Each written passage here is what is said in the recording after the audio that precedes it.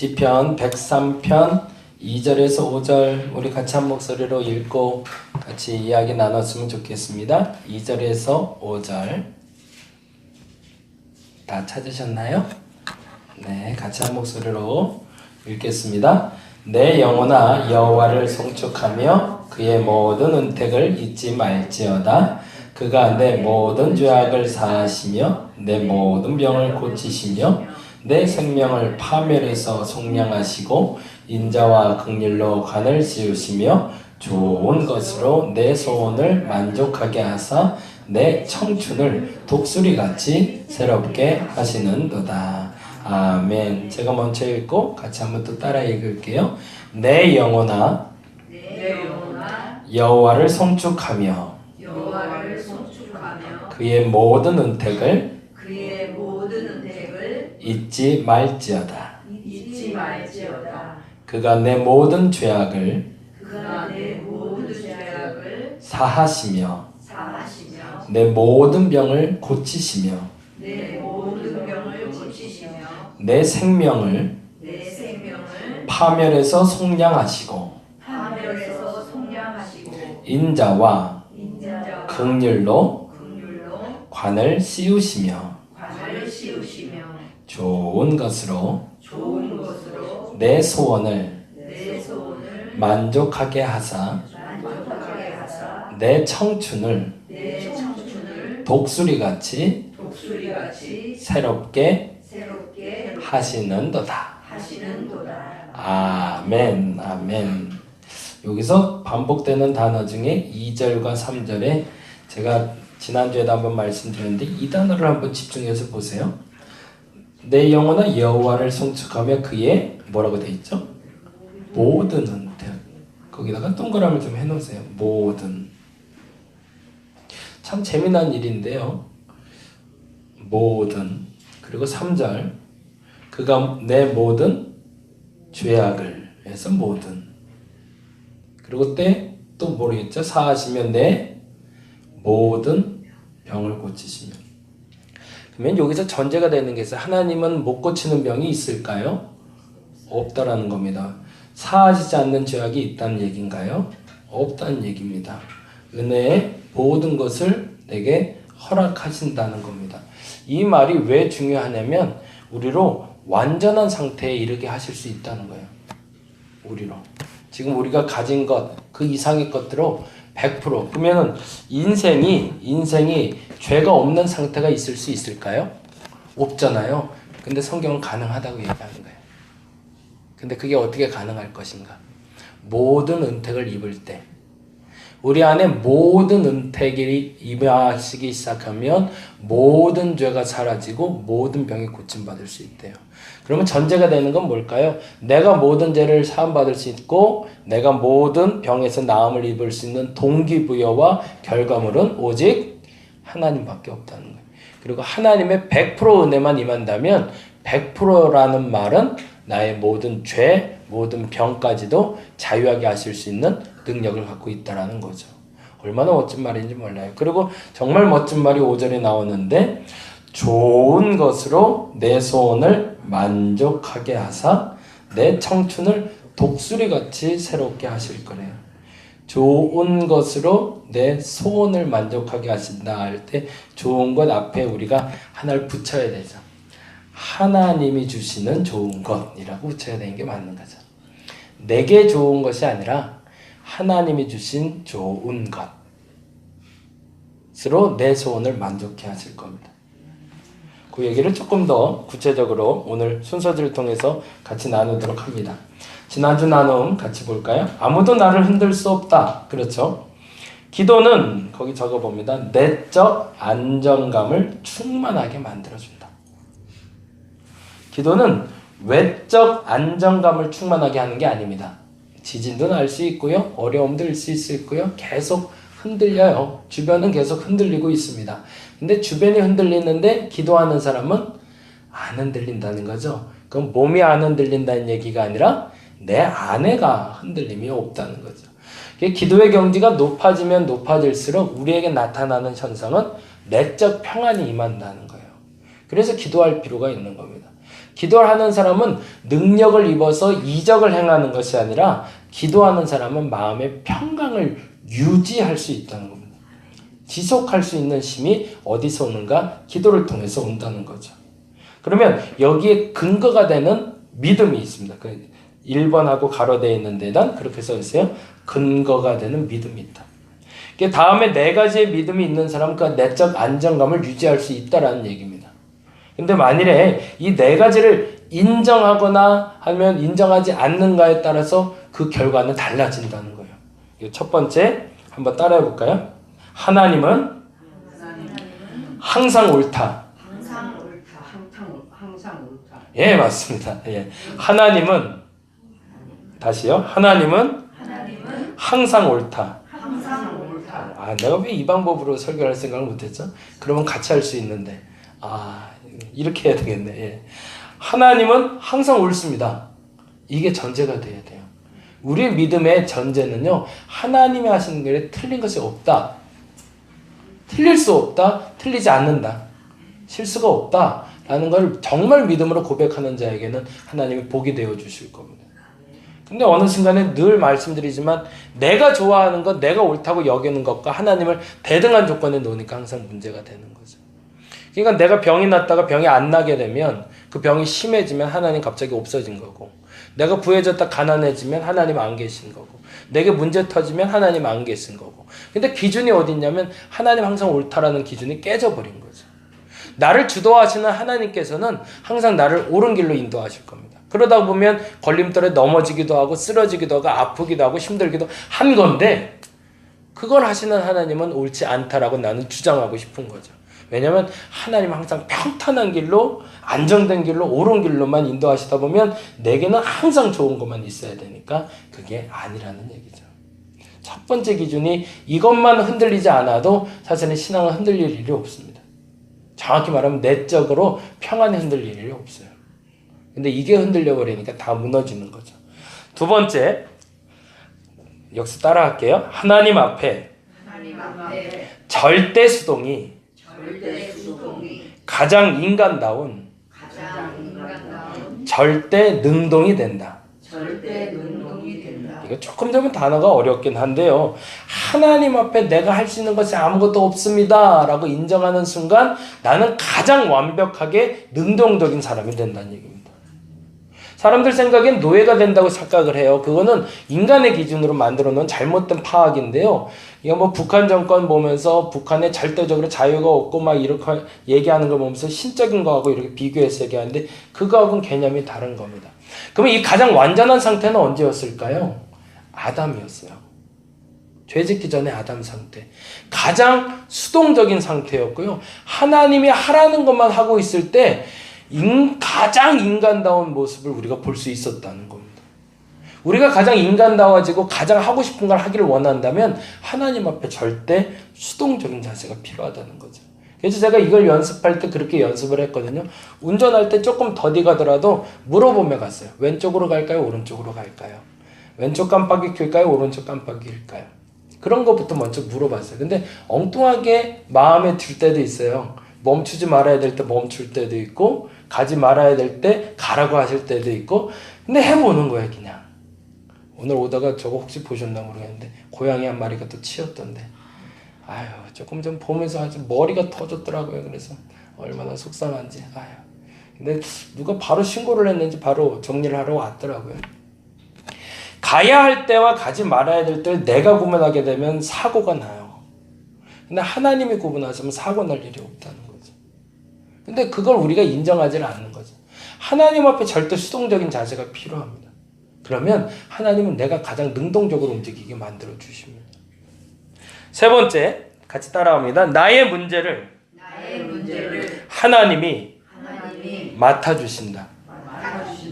절대 수동이 된다는 건 그 문제까지도 하나님께 주권자가 하나님이시라는 걸 인정하는 걸 얘기합니다.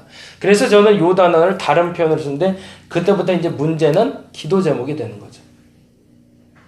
내가 하고 싶은 이야기에 대해서 하나님께 먼저 하는 습관이 필요합니다. 하나님 이런 일이 있는데 어떡하죠? 이게 시작되는 사람과 이거 어떡하지? 라고 시작하는 사람은 완전 시작부터 다르다는 거죠. 아침에 시작할 때 하나님 감사합니다라고 시작하는 사람과 감사한 하루가 되어야지 시작하는 것과는 천지 차이인 거죠.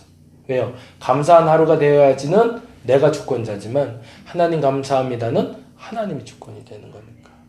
기도가 되는 것과 독백이 되는 것의 가장 큰 차이는 주권에 있습니다. 주어에 있습니다. 하나님만 앞설 수 있다면 그 문제의 해결도 하나님이 하실 겁니다. 네 번째, 어떤 경우에도 따라해봅니다. 어떤 경우에도 하나님만 저는 이 말이 제일 좋아요. 함께 하시면 충분하다. 그렇게 믿으시나요? 정말로 충분해요. 하나님만 함께 하시면 걱정할 일 없습니다. 함께 하시면 그분이 알아서 이끌어 가실 거니까. 그러면 어려움이 없다는 얘기인가요? 아니요, 어려움은 있을 거예요. 힘든 일도 있을 거예요. 심지어 십자가와 같은 고난도 있을 겁니다. 근데 어떤 일이 벌어진다고요? 내적 안정감이 흔들리지 않는다는 거예요. 두 번째, 한번 따라해 봅니다. 내적 안정감은 문제 해결을 위한 판단력과 능력을 제공해 준다. 그러면 그 문제를 해결하시는 분은 누굴까요? 하나님이시지만 그 문제를 해결하도록 움직이는 대상은 누굴까요? 나죠. 네. 하나님은요, 기적적으로 문제를 해결하는 차 주세요. 그러면 차를 하늘에서 뚝 떨어뜨리시는 게 아니라 그 차를 얻을 수 있는 과정을 내게 주신다는 거죠. 그래서 이렇게 얘기하는 겁니다. 그 내적 안정감을 가지고 있는 자에게는 문제 해결을 위한 바른 판단력과 바른 능력을 제공받을 수 있습니다. 그렇게 해서 얻은 것은 죄가 되지 않습니다. 근데 그렇게 해서 얻지 않은 건 죄의 유혹이 될 수가 있는 거죠. 다시 한번 또 따라할게요. 무엇이 옳고 무엇이 그른 것인지 분명한 판단 기준이 생기기 때문이다. 왜요? 그때부터는 기준이 하나님이 되는 거죠. 그러면 흔들릴 일이 없는 거죠. 그리고 그 결과물은 뭐라고요? 항상 좋은 것이 될 겁니다. 이게 믿음인데요. 우리가 이 믿음에 대해서 잘못 가르쳤죠. 그래서 도착점이 세상에서 말하는 도착점과 동일한 조건이 되어버렸으니까 방법까지도 세상의 방법을 쓰기 시작했고, 그러다 보니까 시작점도 세상과 동일하게 시작을 하는 거죠. 그래서 교회 성장 방법도 마찬가지고 신앙의 성장 방법도 세상 방법과 똑같은 방법으로 성장을 해보려고 합니다. 그런데 다음이 안 되는 거죠. 뭐가 안 될까요? 성숙하지 못한 거죠. 그래서 늘 말씀드리지만 한국교회는 120년이 됐지만 영적 사춘기를 보내고 있습니다. 갈등만 해요. 고민만 해요. 근데 해결은 못해요. 왜 그렇게 됐을까요? 몸은 비대해지고 성장했지만 성숙하지 못했기 때문에 그렇습니다. 그러면 성숙하다는 건 뭘까요? 시간이 지나면 지날수록 아이들이 철이 든다고 얘기하죠. 신앙에도 철이 들면 그때 부모의 고마움을 알고 부모의 뜻대로 살려고 노력할 때 우리는 비로소 철이 들었다고 말하는 것처럼 한국교회가 철이 들기 시작하면, 성숙하기 시작하면 이제 그 하나님 뜻대로 살아가기 시작할 겁니다. 근데 사춘기에는 어떤 일이 벌어져야 돼요? 아파야 돼요. 상처 있어야 되고 방황해야 됩니다.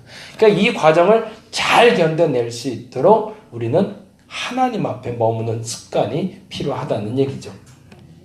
세 번째, 한번 따라합니다. 기도를 통해 얻은 내적 안정감은 다른 방법으로 얻는 안정감과 큰 차이가 난다.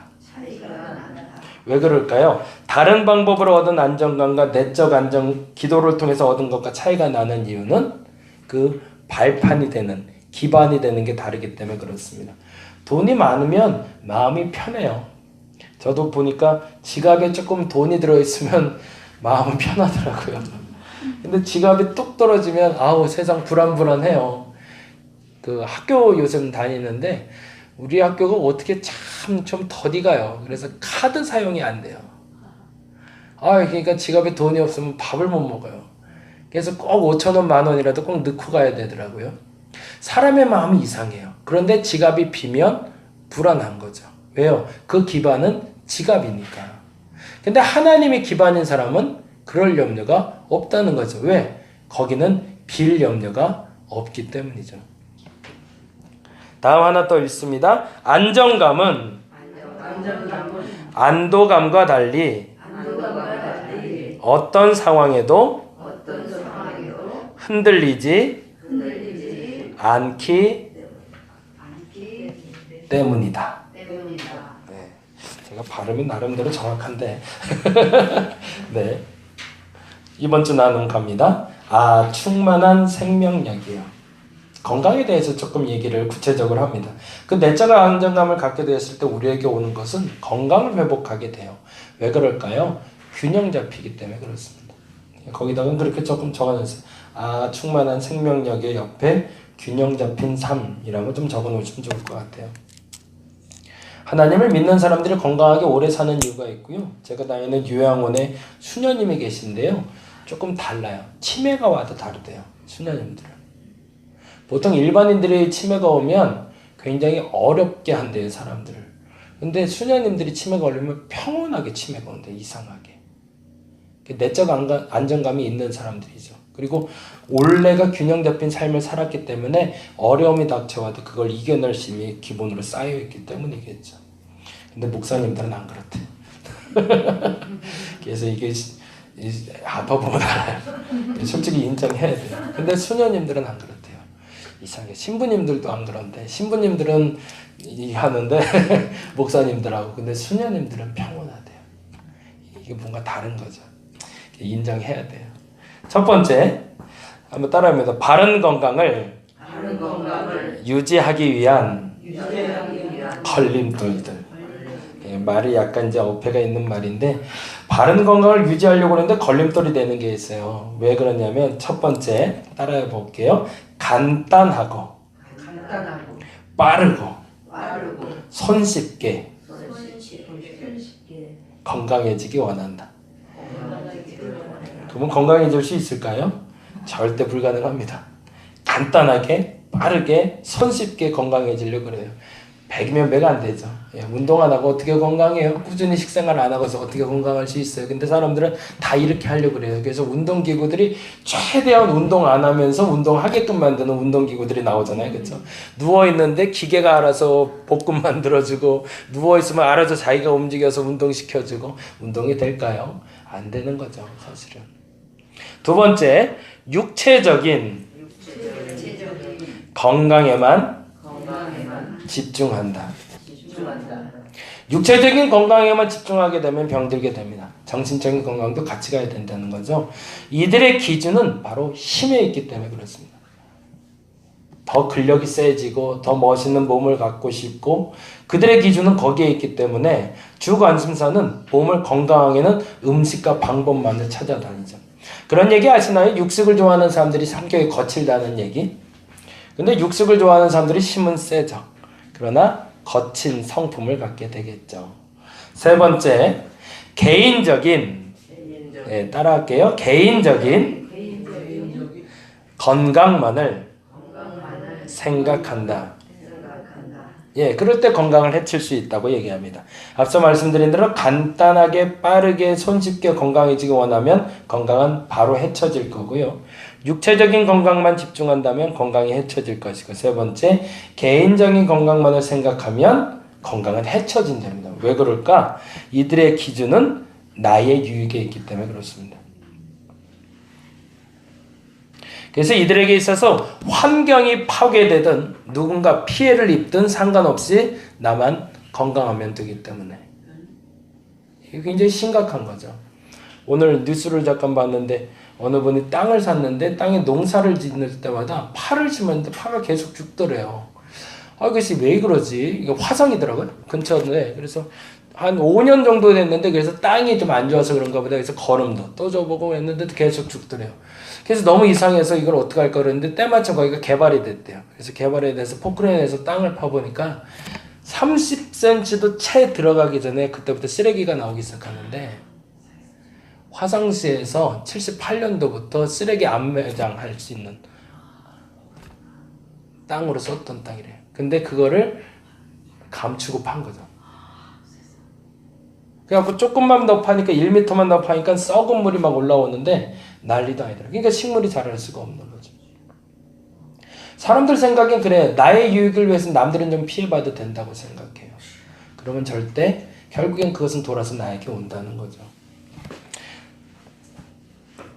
네 번째, 건강이 따라해봅니다. 건강이 목적이다.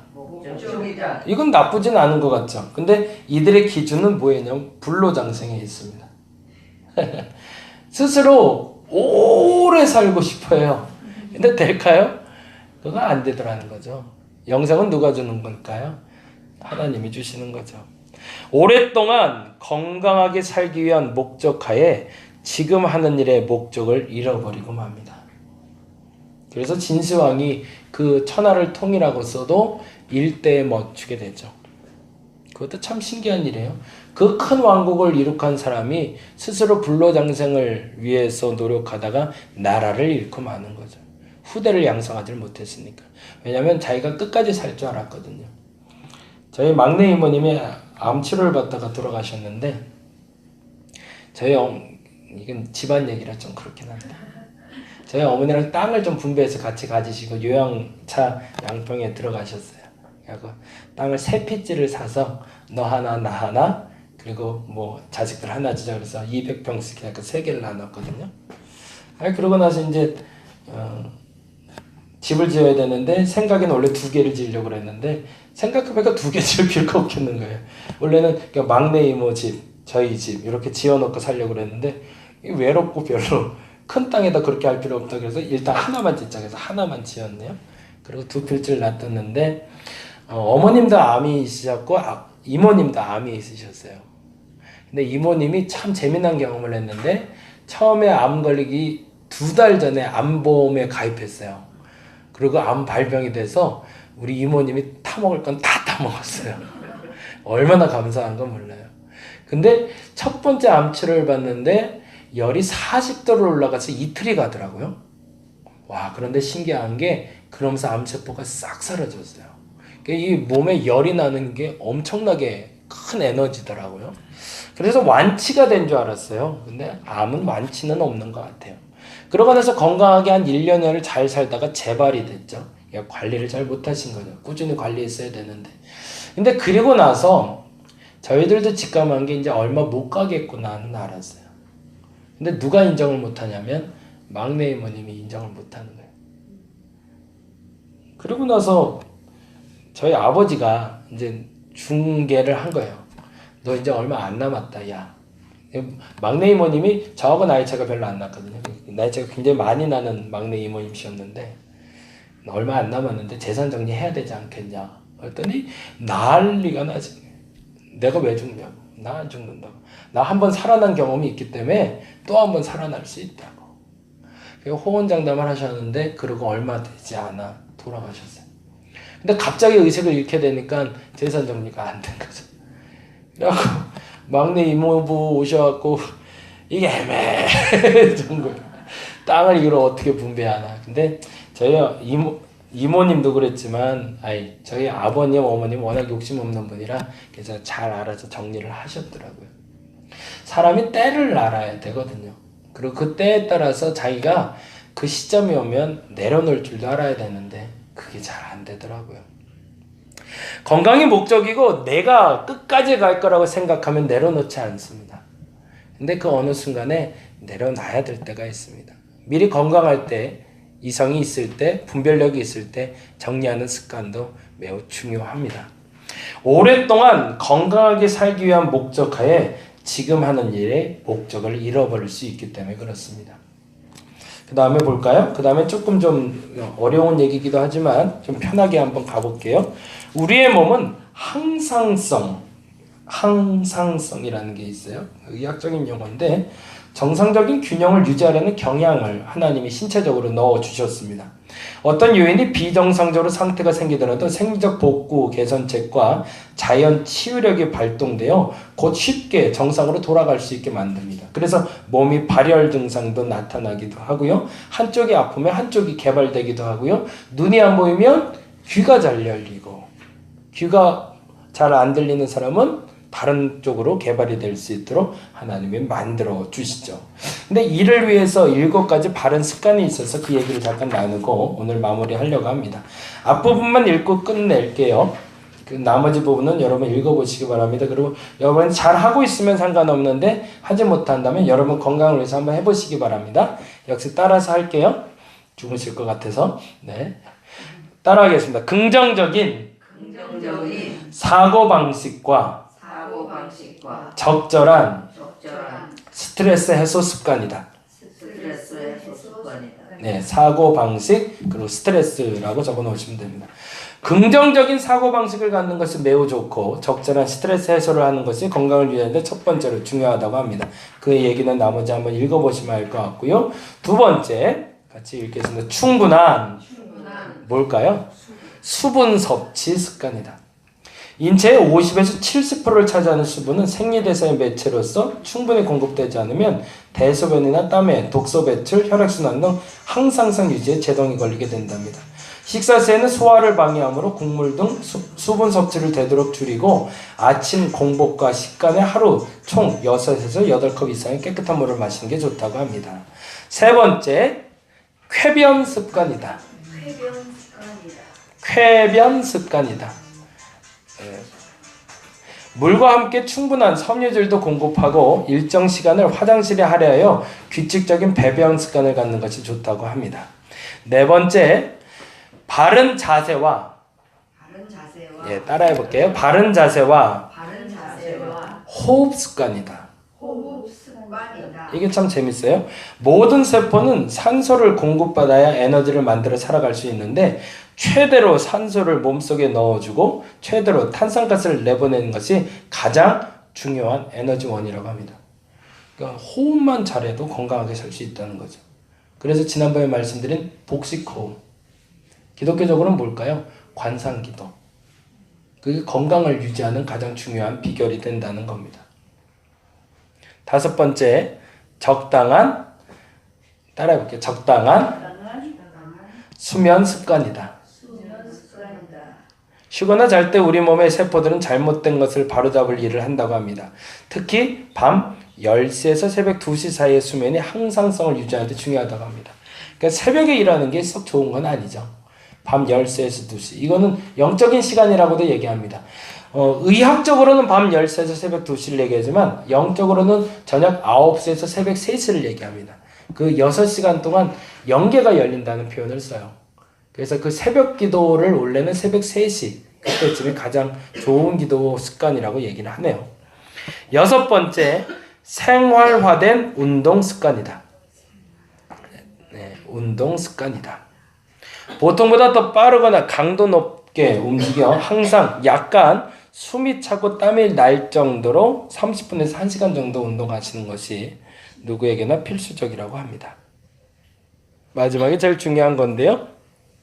무엇보다 중요한 올바른 식습관입니다. 밥 먹는 걸 잘해야 돼요. 골고루 잘 먹게 되면 이건 이제 유윤희라는 한림대 교수님의 글이라고 하네요. 제가 인터넷을 보다가 좋은 글이 있어서 다운받아서 알려드렸고요. 우리에게 생명력을 주기 위해서 제일 필요한 것은 균형 잡힌 삶입니다. 그래서 지금 말한 것처럼 항상성을 가지고 우리 몸은 육체적인 균형을 잡으려고 애쓰고 있습니다. 근데 더 중요한 건 우리는 영적인 존재라는 걸 잊지 말아야 된다는 거죠. 그래서 우리가 영적인 존재로서 영의 건강과 육의 건강을 골고루 유지할 때 균형 잡힌 삶이 시작된다는 겁니다. 그래서 이것을 마치기 위해서 사도 때부터는 노력을 했는데 어느 시점부터 육의 건강은 신경 쓰지 않고 영의 건강만 신경 쓰는 운동이 나타나기 시작했어요. 그 운동이 뭔지 아시나요? 금욕주의 운동입니다. 육은 악한 것이기 때문에 제거하고 영은 맑은 것이기 때문에 개발해야 된다는 운동. 그래서 그 금욕주의 운동을 통해서 건강하게 운동화된 것이 수도원이고요. 그것이 잘못된 것이 영지주의라는 운동이 나오기 시작합니다. 그래서 이 수도원 운동은 교회 정화 운동의 허브 역할을 하게 되지만 이 영지주의는 항상 이 수도원 운동의 정화 운동을 할당할 때 반대급부로 영향력을 발휘하게 돼요. 여러분이 잘 아는 대로 초대 교회가 형성되고 3세기 동안의 생활은 수도 생활과 같은 금욕 생활이었습니다. 그러나 그 영성 생활의 금욕은 육체를 해하고자 하는 운동이 아니라 육체와 영혼이 균등하게 성장할 수 있는 운동이었습니다. 근데 3세기가 되면서 육이 더 풍요로워지기 시작했어요. 콘스탄틴 대제가 국교를 만들면서 교회가 흔들린 것이 아니라 너무 방대해지기 시작했어요. 비대해지기 시작한 거죠. 근데 그때 일어난 본격적인 운동이 그 애굽에 있는 수도원 운동. 여러분이 잘 아는 교부 시대가 그때 시작이 됩니다. 그래서 그들의 금욕 생활을 통해서 그들이 만들어 놓은 신앙적인 운동이 이후에 종교 개혁을 할 수 있는 발판을 마련하게 됩니다. 한국 교회가 지금 건강해지기 위해서 해야 될 일이 있다면 육체적인 과다 공급된 에너지를 뺄 필요가 있다는 거죠. 가장 솔직하게 표현할 수 있는 건 교회에 누적되어 쌓여있는 재산을 뺄 필요가 있습니다. 그리고 많이 쌓여있는 인간적인 노력들을 뺄 필요가 있죠. 그리고 그 금욕을 통해서 하나님의 영적인 것을 채울 수 있는 노력을 필요로 합니다. 근데 이것이 잘못돼서 나타나는 또 다른 금욕적인 운동이 지금 우리가 아는 이단적인 사상들이 많이 나타나기 시작한 거죠. 건강한 신앙생활을 시작하시기 바랍니다. 그래서 성장도 해야 됩니다. 근데 더 중요한 건 성숙을 위해서 나갈 수 있어야 됩니다. 그래서 필요한 것은 지금 내 살깎기를 먼저 시작하셔야 됩니다. 생각보다 나는 많은 것을 가지고 있습니다. 근데 그것이 하나님으로부터 온 것이라면 취하고 지키셔야 됩니다. 앞서 말씀드린 대로. 그런데 그것이 하나님께로부터 온 것이 아니라면 과감하게 버릴 수 있어야 됩니다. 그리고 하나님의 방법으로 채울 수 있을 때 영의 건강이 시작될 것이고 그 영의 건강이 시작되었을 때 비로소 건강한 신앙생활과 진정한 좋은 것을 누릴 수 있는 삶이 시작된다는 겁니다. 그 삶을 시작할 수 있는 저와 여러분 되시길 간절히 바랍니다. 네, 기도하겠습니다. 주께서 허락하신 시간을 잠시 머물러 보았습니다. 우리가 육의 건강을 위해서 좋은 음식도 찾아 먹고 때로는 좋은 사람도 만나고 병원도 가기도 합니다. 그런데 영의 건강을 위해서는 얼마나 많은 노력을 하고 있는지 점검해 봅니다.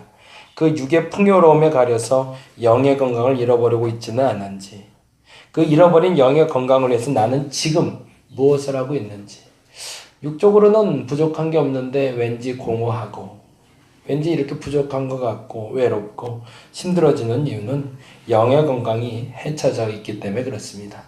영적인 건강과 육의 건강을 건강하게 유지할 수 있도록 오늘 내가 비워야 될 것, 내 살을 깎아내야 될 것이 무엇인지 알게 하여 주시고 주 안에서 채워야 될 것이 무엇인지를 깨달아 지금 채워가는 시간 되게 하여 주옵소서. 이제 기도하기를 원합니다. 깎아내야 될 것, 채워야 될 것을 구별할 지혜를 허락하여 주시고 그 일을 감당하게 하여 주시옵소서. 감사합니다. 고마우신 예수님 이름으로 기도드렸습니다. 다 같이 기도하고 자연스럽게 돌아가도록 하겠습니다.